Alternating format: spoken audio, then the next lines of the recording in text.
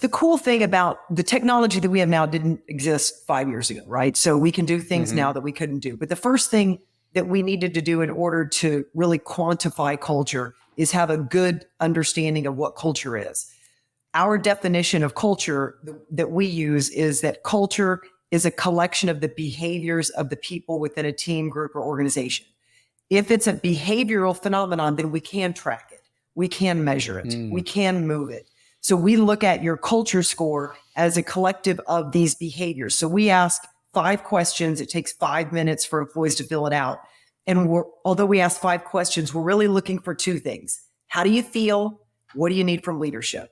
So why we care about how people feel is one of the best predictors of how someone's going to behave is to understand how they feel. So a frustrated, disappointed, unsupported employee is going to behave differently than a supported, happy employee, right? So if I know how you're feeling, I can be prescient in what the behavior is going to look like. If I understand what the behavior is going to look like, I've just identified my culture issue. I want to understand how people are feeling. Now, this isn't a happiness index. I start to sound a little jaded because I kind of say I don't care whether or not people are happy. I care if they're happy. I think happiness is a result. So I'm not really looking for, can I make you happy? Am I making you happy? I want you to be supported. I want you to be encouraged. I want you to be safe. I want you to be challenged. I want you to feel like your voice matters. So those are the feelings that allow for employees to behave at this higher trust level. And if you happen to be happy at the end of that, that's fantastic. If you happen not to be happy about it, my chasing it probably isn't really going to help, but you do feel the things that I can and want to influence as a leader.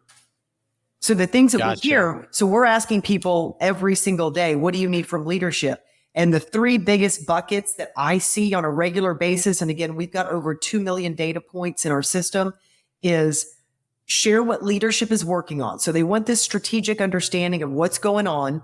And most leaders say, we tell them all the time, until their ears are bleeding with it, they're not hearing it enough. So they want to know what leadership is working on. They want it holding people and teams accountable, that people are begging for accountability. Believe it or not, my question with the organization is always, they're telling you they want accountability. You need to ask them what that looks like in your context, because it looks different everywhere. Sometimes what I hear is, oh, my leader holds me accountable. He or she just doesn't hold everybody else accountable. So there's a fear or a trust. Selective accountability. Yeah, exactly. And then finally, the third thing they ask for is, tell me how I'm doing. That people are very hungry for feedback.